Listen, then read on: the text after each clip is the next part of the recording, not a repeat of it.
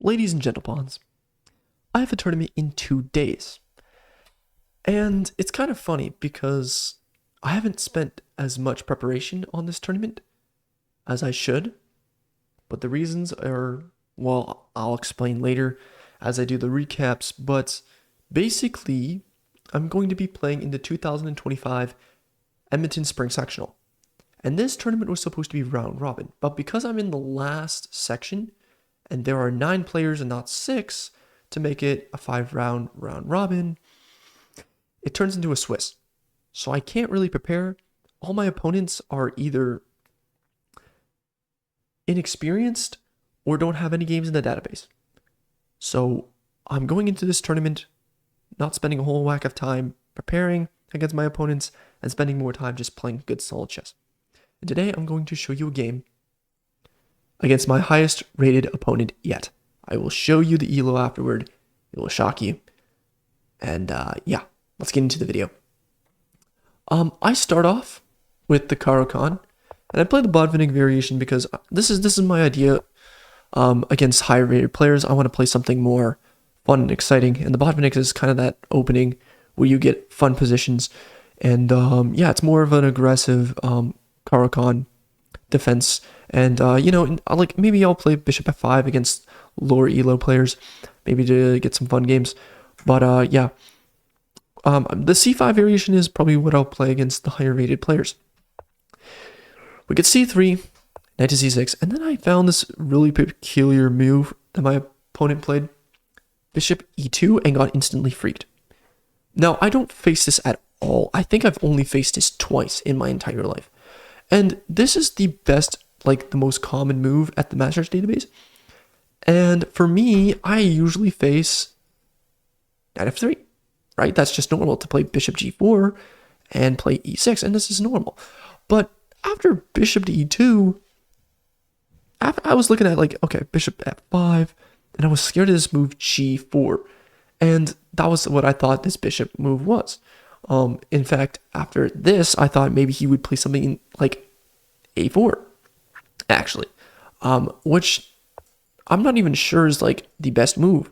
But yeah, this is an idea that I was spooked about. And in fact, it's actually not terrible for white.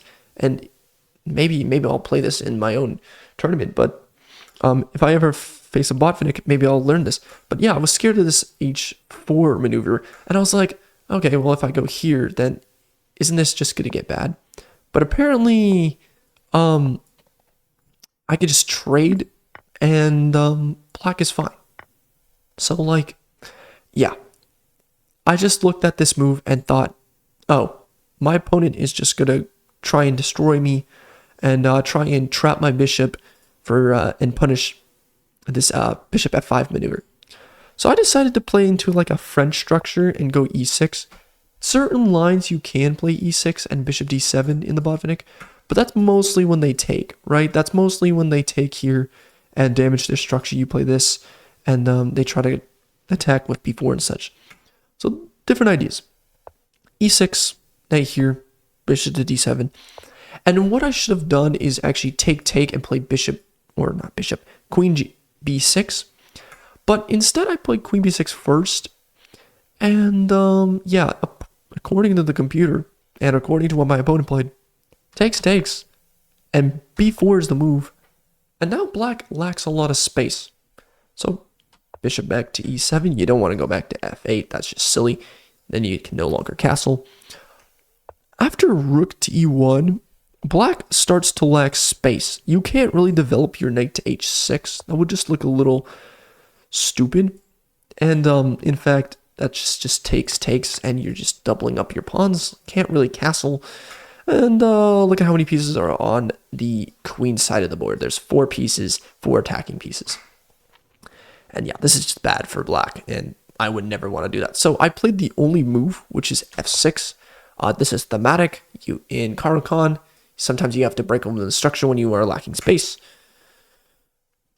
Bishop d3, takes. And according to the computer, this is bad, and you instantly have to play b5 to kick out and then play this captures. But my opponent doesn't play that. And instead plays, after pawn takes pawn, knight takes e5.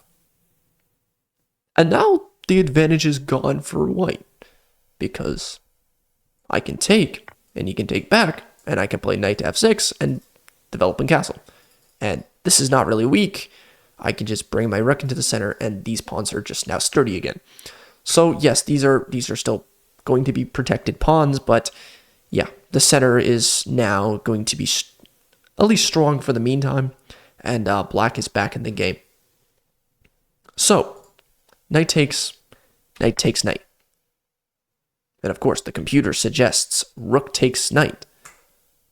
But my opponent plays a very weird move, and I was instantly shocked when he played this. And he played queen h5 check, which loses the game. And maybe he thought, oh, I would go like g6 and then takes, and now he's got all these different attacking ideas, and now I'm going to be in trouble. But the funny thing is that no need for g6. There's actually knight to f7, and I'm just up a full knight. And I was like, what? Is there like ideas of like trying to sacrifice, trying to open things up? Which, yes, there is. But after here and queen back, and he maneuvers his bishop to attack my weaknesses and my uncastled king, I can defend it two ways. I can actually defend it with the knight, which the computer suggests, and the bishop. Now, the only thing about this bishop move is the move that I played is now I reignite this file for the rook, and he actually has just queen takes, and you can't take because of the pin. And I saw that, and I was like, okay, maybe I'm fine with that.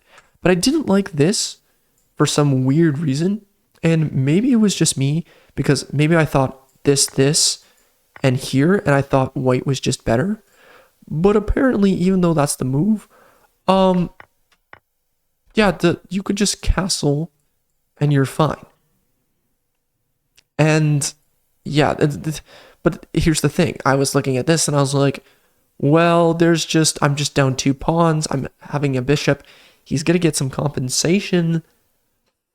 Do I want to be down 2 pawns, or do I want to be down 1? So I literally played bishop f6 because I'm like, okay, well, this is kind of just the thing. He's going to be kind of just terrorizing my position. He's got 2 active bishops, both very strong. And I have to at least get rid of one of them. Takes. Knight to f6. He goes knight to a3, and I castle. So now the position's fine. And now he's going to start building up an attack. And this is what's great about these super, super strong players is, okay, they can make a slight tactical mistake, but they can get back into the game. And this is the perfect example of that game. e5, queen here, and then e4. And I just start pushing. Takes.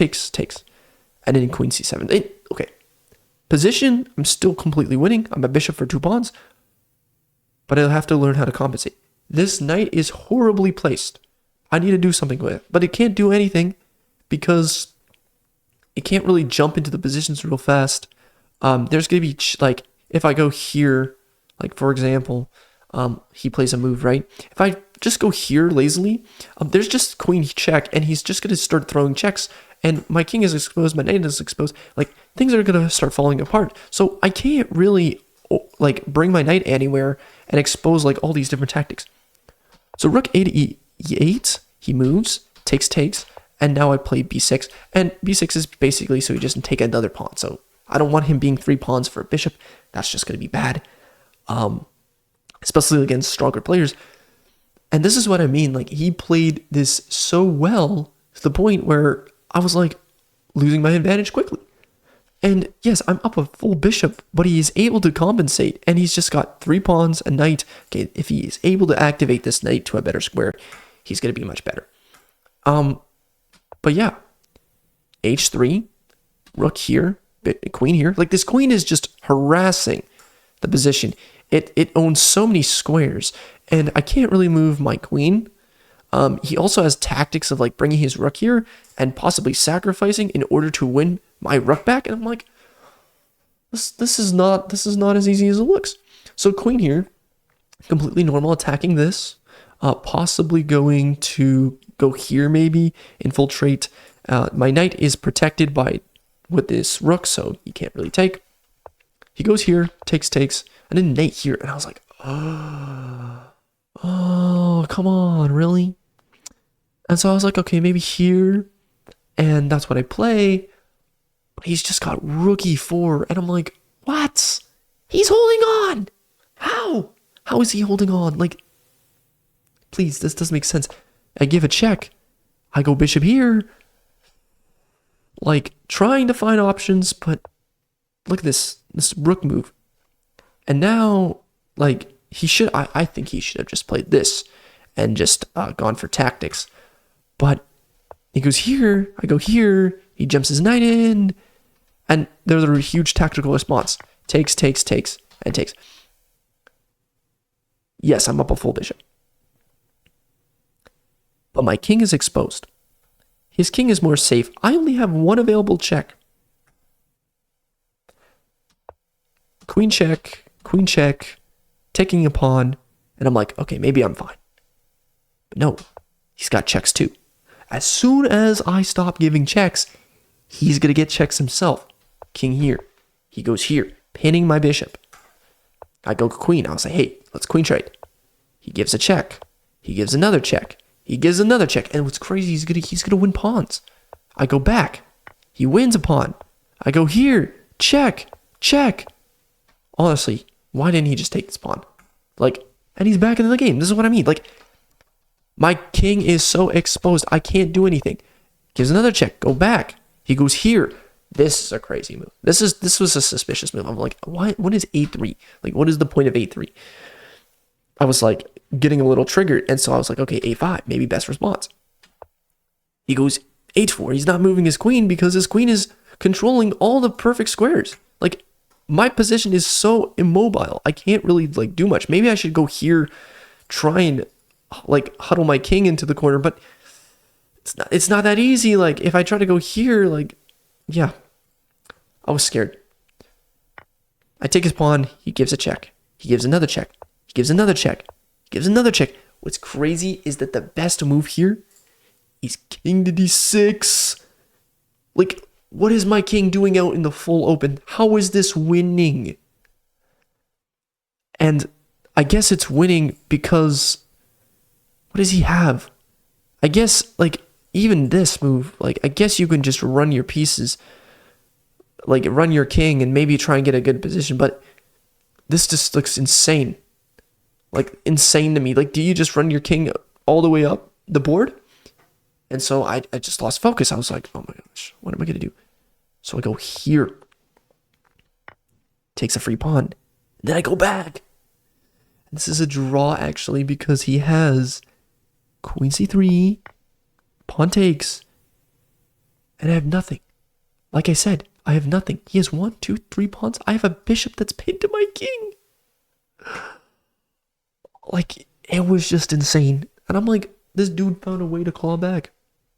So you have to give 1 check, 2 check, and 3 check. And I have to draw it out. Because my bishop's stuck. Like, I don't have any available moves. And the crazy thing about this game is that I could have won, yet I tell you, he played all the right moves with just a queen. With just a queen. And took all my available pawns, all the pawns that were on the queen side that needed to promote. And yeah. Now the question you may be asking is, well, Taken, what is his rating? And I'm glad you asked. He was near 2,400. 2,400 classical Lichess. I just did a chess goal rating comparison.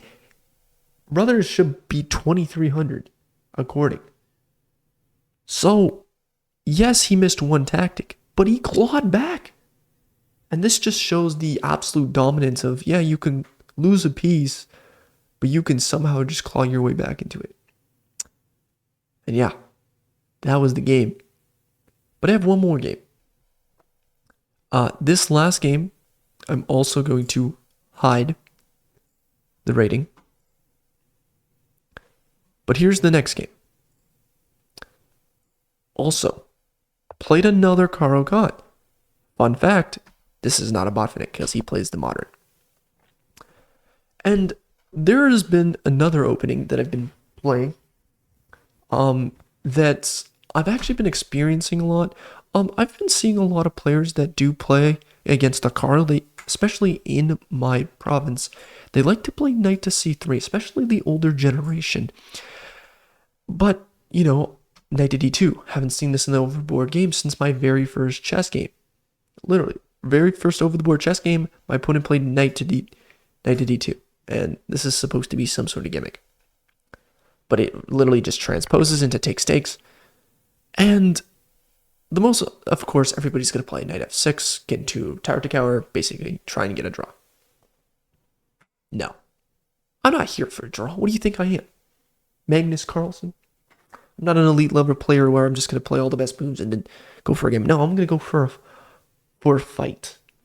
So I've been actually studying, especially in this position. There's lots of moves. There's bishop f5, there's knight f6, and then there's a third popular move. That move is knight to d7. This is, ladies and gentlemen, the Karpov variation.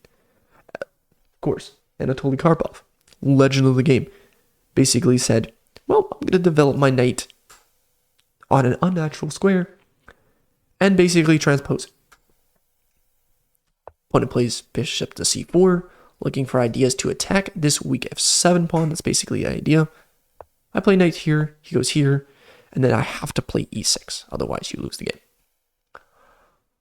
In other variations, you have to find queen to e2, applying more pressure, and that's if queen e2, you have to play knight b6 and start attacking. Also defending this pawn again and attacking the bishop simultaneously. And this gets to fun variations. Bishop can go here or here. I do have to do a little bit more learning on this main line Karpov, but we'll see. So e6, and my opponent plays knight to f3. And this is what I think a lot of players are actually going to play. Because, ladies and gentlemen, I present to you the legendary h6 kickout. And now the knight can't really go to a natural square. In fact, it's forced to go to h3. What are the knights doing here, guys? What are the knights doing here? And that's why I think this opening is going to be good, because maybe not many people are going to experience it.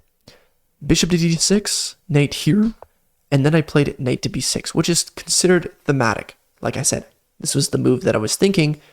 If they play queen to e2, maybe this move will still work out.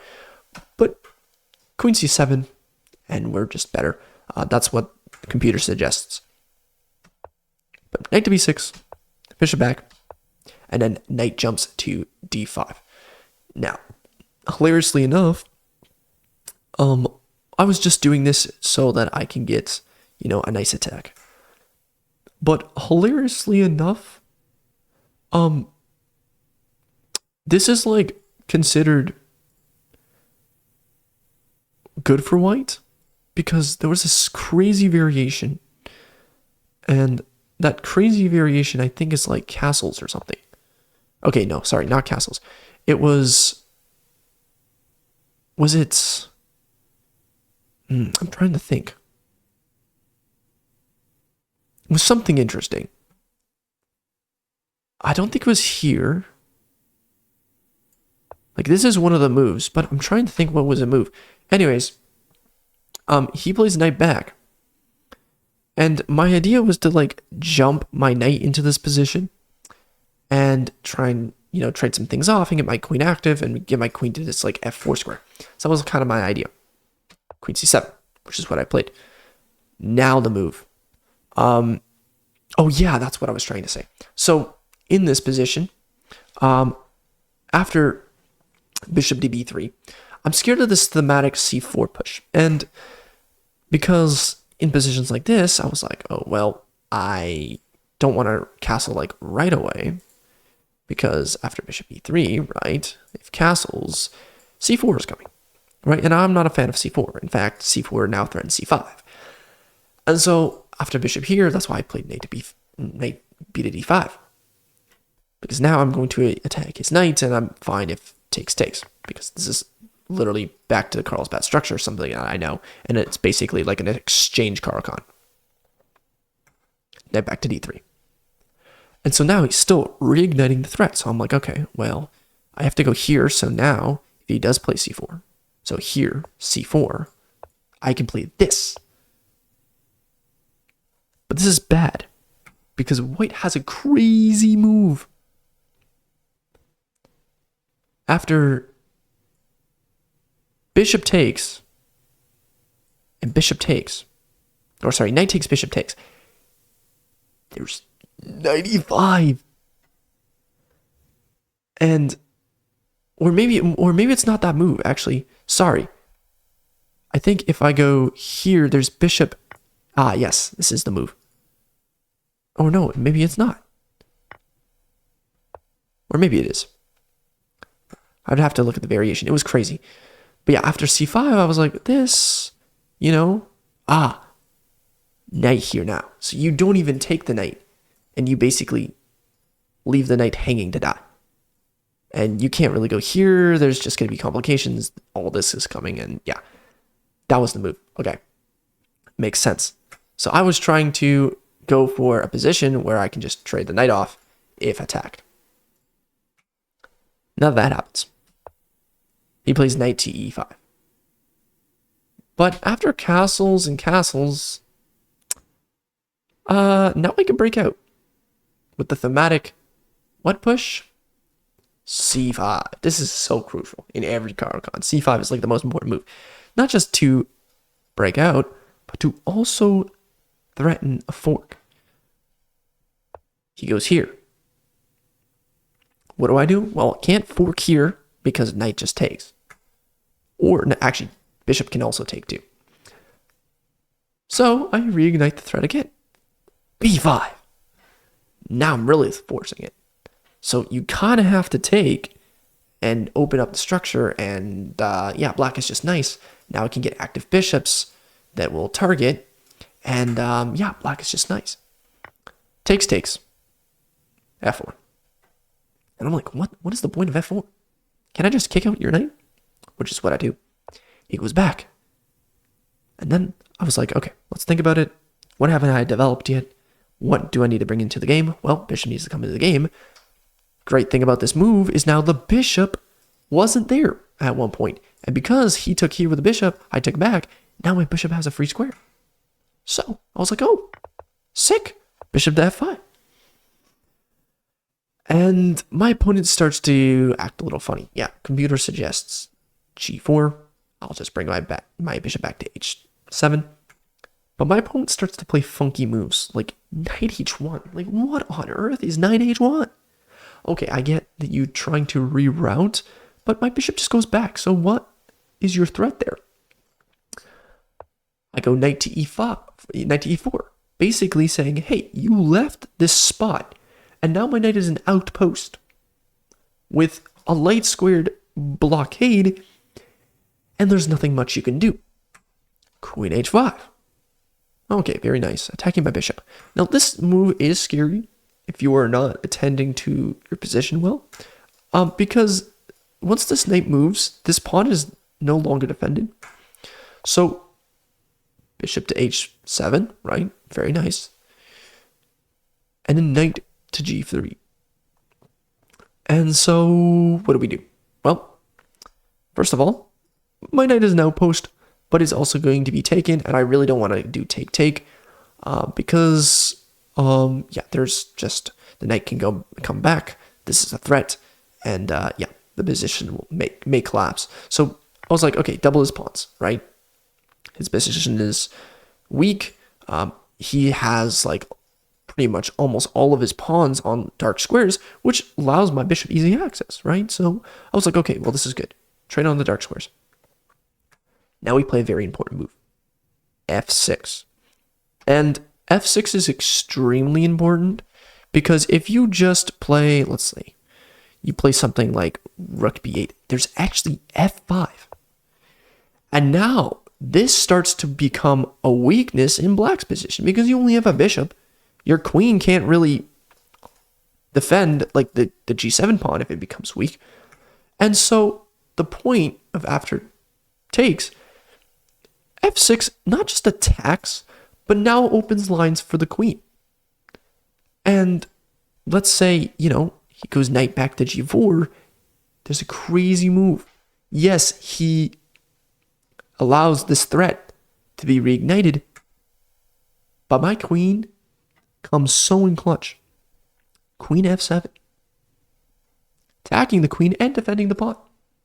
So if takes, which I think would have been the move order, this is great for black. Not just great, it's fantastic. The black knight can't outpost because the pawn's here. It's a vigorous threat. The rook's got access. The pawns are blockading on the light squares.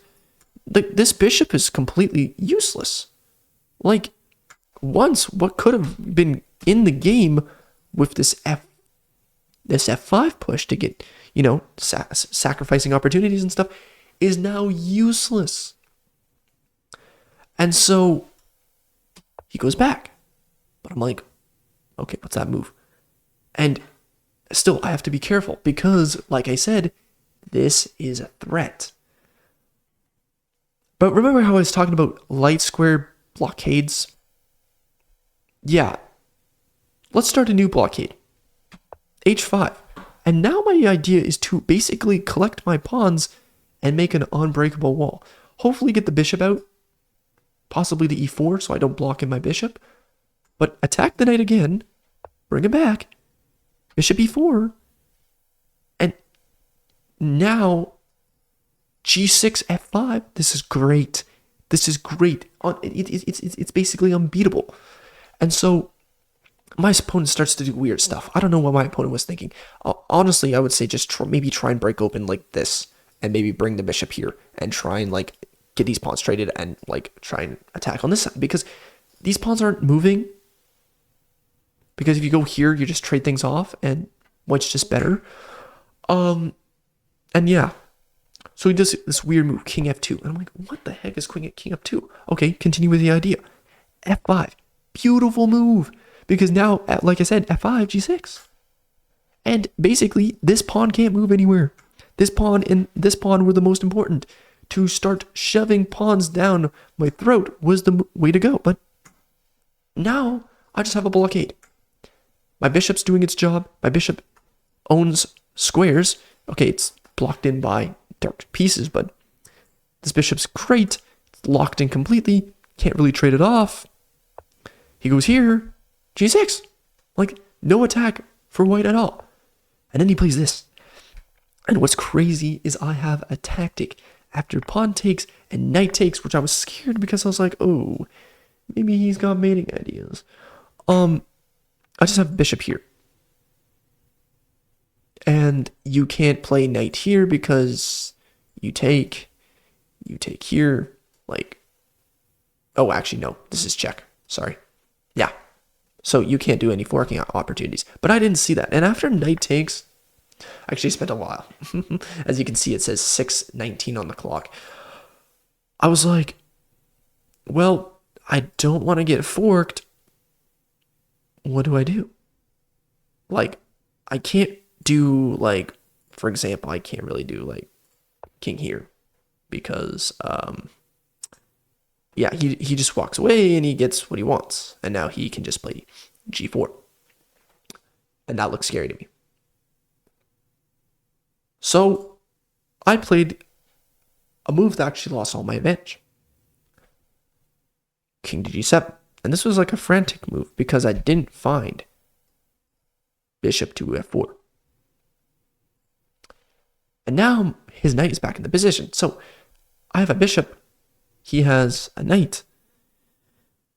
And now white is back in the game because now he can push out with this. So after bishop takes, pawn takes, yes, I have a slight advantage, but white now has the blockade. And so what I should have done is I should have just kept my idea of, basically just trying to make the wall, try and break through, all that stuff. But now I play just rook 88, and I'm like, okay, well, can't let these pawns go forward. We got to be as sturdy as possible. King back to g1. He doesn't want me to take. There's also ideas of basically taking on e5 and being up a pawn because of the pin. Now, ladies and gentlemen, what would you do in this position? There's lots of moves.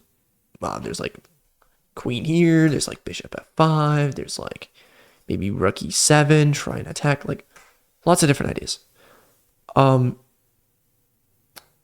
And actually, I was thinking, oh, maybe I can sacrifice, do something like this.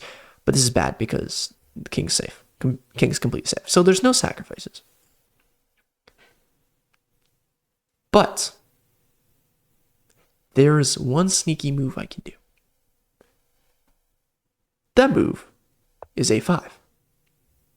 Now you're probably thinking, Taken, what do you mean? What is a5? Are you silly? It's not a sneaky move. Yes, it is. Because here's the thing. White's goal is to push these pawns and break open this pawn structure. And that's why bishop is supposed to go here, according to the computer. But a5 allows the queen to get in via queen a7. And I saw this in game. And my opponent, I don't know what he was doing. Maybe he was just, I don't know. Maybe he had a couple too many drinks. Maybe he mouse slipped. He played rook h2. And I'm like, okay. So you'll do that, and you'll just actually ignite the threat of mate. Okay. Rook takes e5. Brilliant move, because you can't take, otherwise it's mate. But this is the move because he needs to play g4. And with g4, I basically kind of have to bring my rook back. And yeah, just try and hold on. Like after it takes and takes and takes and takes and takes, like this gets into a drawish position. And yeah, I mean that's what he should have played. But after rook e5, my opponent doesn't do that and decides to build the pawn structure. And when you build a pawn structure, it comes with a cost. And what did I say? Queen a7 comes to the rescue. Absolutely clutch. Because look at this. This. Like, you need 3 or more pieces for an attack, and you're just punching through. Rook to f2. I go back. Now, what I should have done is actually gone here. You still can't take because there would just be, mate in a couple moves. This is just bad. Yeah, it's actually game over. After this. Anyways, but like, I thought of this move and I was like, oh, maybe. But I saw this move and I was like, well, what if there's complications, right? What if there's complications? What if there's this and something like, I don't know, like rook here. Or no, sorry, not there. What if there's like different complications, like, I don't know, maybe I was just too scared. Maybe I was like, this, okay, maybe he's got something like, oh yeah, maybe something like this, right? And now his rook gets into the game. And so, okay, we can't play this anymore. This is not a threat. This is now a threat, right? And so I was scared. And maybe in this tournament, I should just be more fearless and not be scared and not try and like make my position too passive. And I just bring my rook back. And I was like, well, this is fine. I'm just up a full pawn. And now I'm going to play d3 on the next move. He plays bishop d2. I play bishop back, attacking here. Queen h2. And I was like, wait. Rook e2. Can't take because this. So, still my ballpark. Yeah, should have played rook f1 because then that would mean I would have to like trade things off. and he would have this nasty pin, but he doesn't do any of that, and he plays rook d1. And now this is bad because more pressure is coming. Rook fd8. And this is completely lost. You have 1, 2, 3, 4 pieces on the first and second rank. Like, this is not going to help white at all. And in full defense mode, loses to a rook check. Oh yeah, he goes here, basically saying, hey, I want to put pressure, but there's no pressure. There's just rook here. And the game is pretty much lost after, like, here takes, here, this, here, and yeah. It gets bad. This is bad. This is really bad. And it didn't happen. There was just rook e1, and my opponent resigned. But yeah, this is the idea. Takes, has to go here, check here, and there's just this. Yeah, that was a game. That was a fun game. Learned a lot. Had a nice positional win. Yes, I made 1 or 2 mistakes, but it's nice. Now, the question you all been waiting for. What was my opponent's rating? Well, not 2,300, but still decently strong. 1851. I think he was like 2,000 rapid or something. But yeah, feeling confident in this tournament. We'll be streaming the Edmonton sectional on twitch.tv. My Twitch will be down in the description for the Edmonton sectional. That will be May 10th and 11th. So if you do want to come by and support, that'd be great. We may get commentary on the YouTube channel, possibly, but if you do want to just see the raw footage, it's going to be on Twitch. I should have a friend who will be streaming on my YouTube. We'll see how that all goes. If it doesn't, then yeah, you'll just have the raw footage of my games on Twitch. And yeah, we'll see you then. Hopefully we'll get a good tournament. I'm really excited. Maybe possible video days in the future. And yeah, just want to thank you all for the support, all for the love. And we'll see you after the tournament. Peace out.